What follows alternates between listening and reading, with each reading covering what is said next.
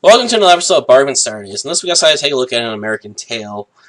And to be honest, this may have been somewhat of a mistake, because looking at good movies is rather difficult in my opinion. Because what am I going to really say about them? I tend to be rather brief with my opinion, and tend to really spend my time complaining about bad movies because of all the stupid mistakes they make. And with American Tail, while there's things I can nitpick, it's hard to really want to. I mean, for the most part, it's a rather solidly animated film, with some great songs and a heartwarming story. I mean, it can still bring a tear to my eyes watching Fievel reunite with his father, and I tend to be a rather emotionless husk of a being that spends most of my time basically just pissed off at the entire world. So it's hard to really get me to cry, especially with a movie, because let's face it, most movies just don't have enough emotion to really get you caught up in the moment to get you to have such an emotional response like crying. And American Tail can still do that for me, which says a lot about the quality of this movie, I suppose. Though I suppose I can also nitpick the movie to death, too, with some of its animation issues. There's some that are rather common, I suppose, for animated movies in general. But there are a few that have always stood out to me. One, there's the scene when Fievel is looking into the sewer grate. He puts his hats off to the side. We never see him put it on his belt. In fact, I don't think his hands move far enough away to even grab the hat to put on his belt, so it magically reappearing in later scenes doesn't make any sense, because I always thought he just left his hat behind because he was stupid. Yet it magically reappears, and I guess this happens in a couple other places too that you might pick up on, like when Fievel's in the bottle, we never really see the hat. But I guess we can just assume it's in the water somewhere or something, maybe.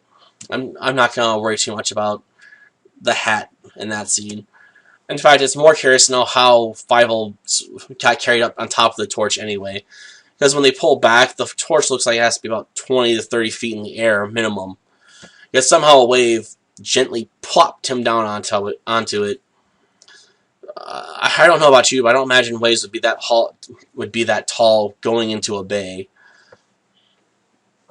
Maybe I'm wrong, but I don't know if I'd want to build the Statue of Liberty if I have to worry about constantly being hit with waves that just jump 20, 30 feet in the air and then come crashing down the island. At least I would think it's somewhat questionable to build the Statue of Liberty there. Another animation issue that you might pick up on is that the moon, before they start singing Somewhere Out There, when they're showing Fievel being put to bed, is high in the sky, but when they switch to singing the song, it's all of a sudden on the horizon, which doesn't make any sense at all either. And one of the ones that I always noticed as a kid, especially, was that there's a lot of cats at the end of the pier at the end of the movie. In fact, if you stop to count them, there's 15 of them. Yet, when they raise the boat anchor, there's only 8. Now, we can account for the leader, because he was off frame when they showed all the cats at the end of the pier.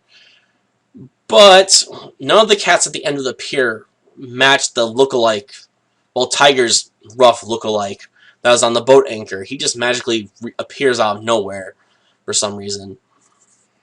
I don't know why, I don't know how, but yeah, that's something you might pick up on. It's rather glaring somewhat.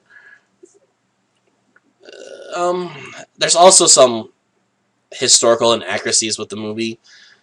The one that I picked up on the most recent watching before I did this episode was they used the words "under God" in the Pledge of Allegiance.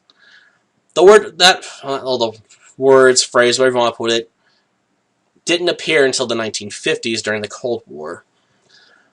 The words "under God" were added to the pledge, sort of as a middle finger to Russia, because if they're going to be an atheist Marxist utopia, America is going to be a religious capitalist country, and we're going to be religious in every way we could possibly think of, even adding it to our Pledge of Allegiance.